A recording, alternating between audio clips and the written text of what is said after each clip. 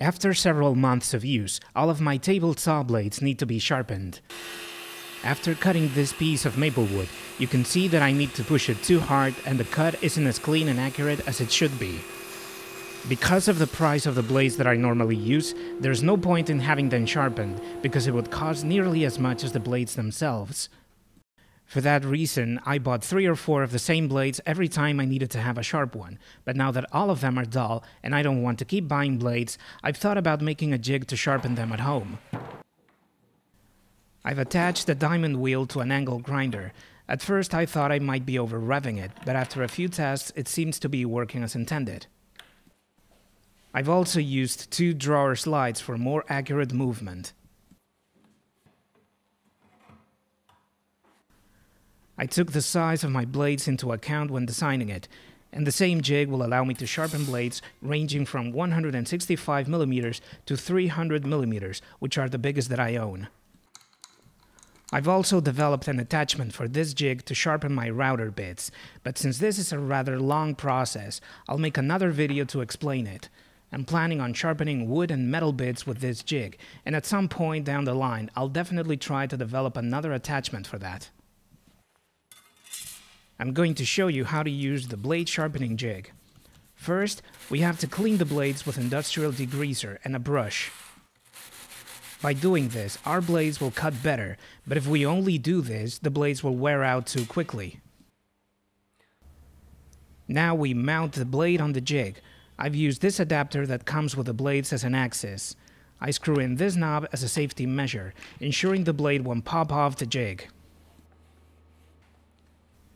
Thanks to this slot, I can adjust the diamond grinding wheel according to the incline of the teeth of each blade.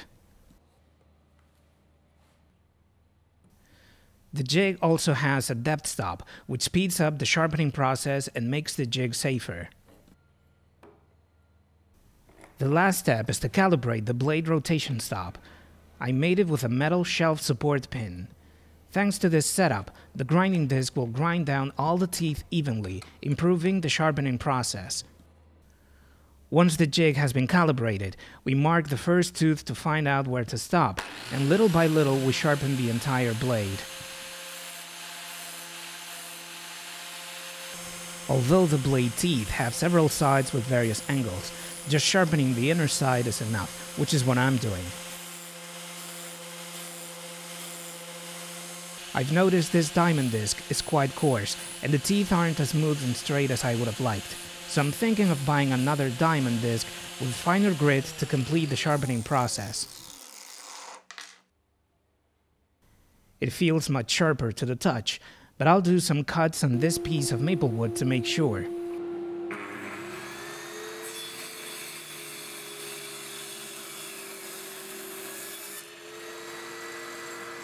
You can definitely tell it cuts much better.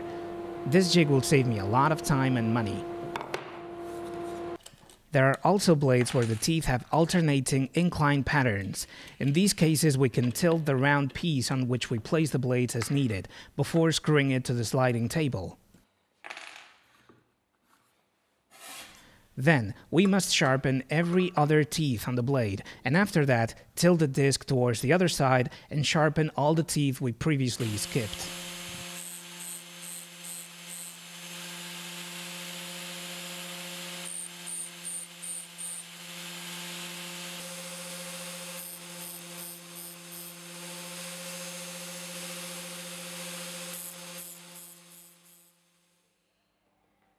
Now let's take a look at how I'd made the jig.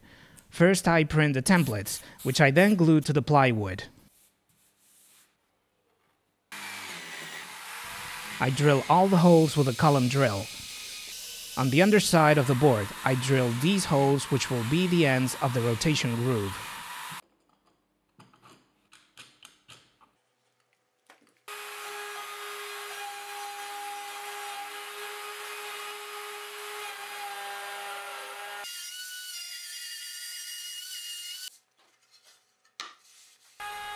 Using the plunge router, I make the curved rotation groove.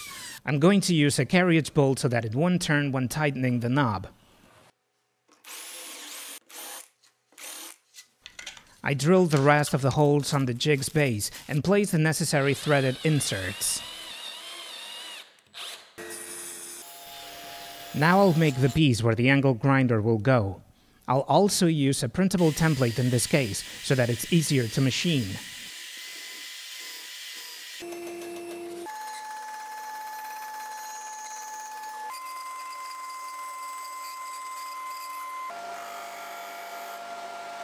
I fastened the screw that will act as a pivot, and even though you can't see it in the video, I'll use a self-locking nut here. I'm going to glue a small piece of plywood to act as a separator for the angle grinder and make sure the grinder's wheel is properly aligned with the base of the jig, because this depends on the head of the angle grinder itself. If it is not a perfect 90-degree angle, we can easily make up for it thanks to the part I just attached. After joining the two plywood parts with glue, I cut a slot where I'll place a hose clamp, which will hold the angle grinder better. With the bandsaw, I cut a semicircle where I'll place the body of the angle grinder. I'll make the final adjustments by hand and with a file. I screw the piece in and put the angle grinder in its place.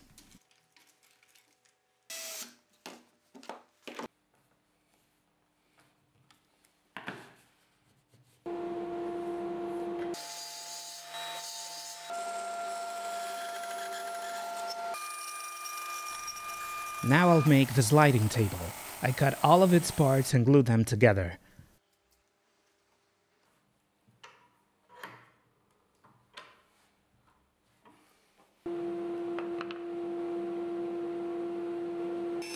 With the bandsaw, I cut a round part where the blades I need to sharpen will go. I drill all the holes and screw it to the sliding table.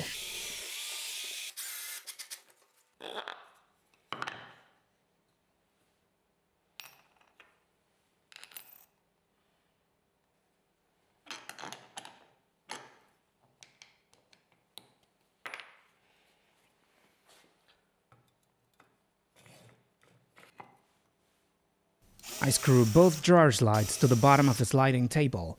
Before moving on, I screw in a small part that will serve as a depth stop. Now I find the exact position to screw in the slides to the base of the sharpening jig.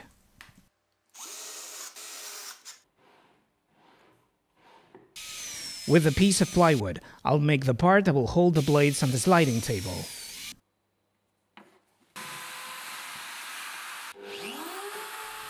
With the 3D router, I machine the depth adjustment groove to this other piece of plywood.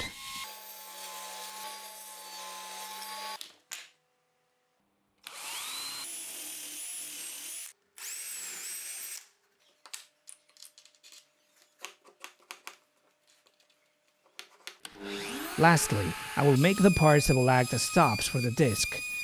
I cut an adjustment groove on this piece of ash that I had in my workshop. I finish machining it on the bandsaw, and I also make a piece where I'll put the shelf support pin to function as a stop for the disc.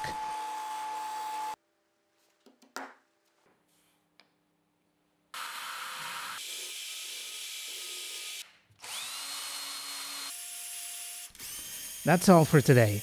In a few days I'll upload the second part where I'll show you how I made an attachment to sharpen router bits with this jig.